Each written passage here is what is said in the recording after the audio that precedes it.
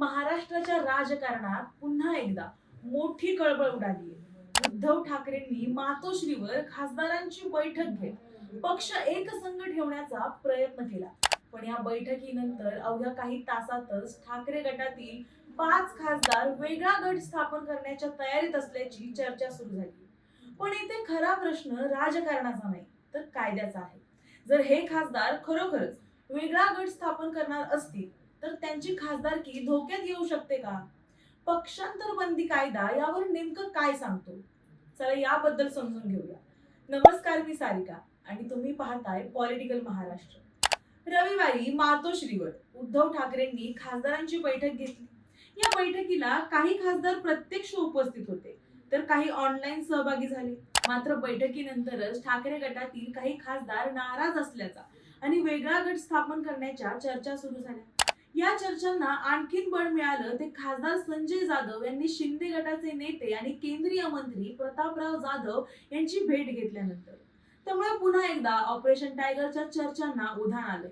मात्र आता महत्वाचा प्रश्न आहे तो पक्षांतर बंदी कायद्याचा. अनेकांना वाटतं की काही खासदार एकत्र आले की ते सहजपणे नवा गट स्थापन करू शकतात. पण प्रत्यक्षात कायदा इतका सोपा नाही. भारतीय राज्यघटनेच्या 10व्या परिशिष्टात म्हणजेच अँटी डिफेक्शन लॉ मध्ये पक्षांतरासंदर्भात स्पष्ट तरतुदी आहे. एखादा खासदार किंवा आमदार पक्ष सोडून दुसऱ्या पक्षात गेला तर त्याचं सदस्यत्व रद्द होऊ शकतं. मात्र याला एक महत्वाचा अपवाद सुद्धा आहे. जर एखाद्या पक्षातील किमान 2/3 म्हणजेच 2/3 सदस्यांनी एकत्रितपणे दुसऱ्या पक्षात जाण्याचा किंवा विलिनीकरणाचा निर्णय घेतला तर त्यांना अपात्रतेपासून संरक्षण मिळू शकतं.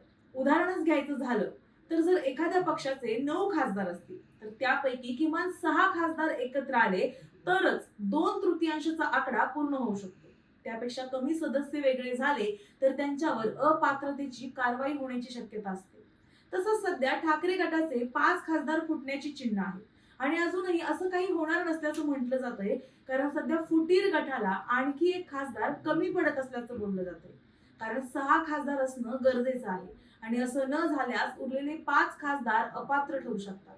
याच मुद्द्यावर ॲडव्होकेट असीम सरोदे यांनी सुद्धा भाष्य केलं. त्यांच्या मते दुसऱ्या पक्षात विलीन होण्याचा निर्णय हा मूळ राजकीय पक्षाचाच असला पाहिजे. केवळ काही सदस्यांनी एकत्र येऊन आम्ही दुसऱ्या पक्षात जात आहोत असं सांगितलं म्हणून कायदेशीर संरक्षण मिळेलच असं नसतं. दरम्यान उद्धव ठाकरे यांनी सुद्धा आपल्या भूमिकेवर स्पष्ट संदेश दिलाय. ज्यांना जायचं आहे त्यांनी जावं, जबरदस्तीने थांबून काय फायदा असं ते म्हणाले.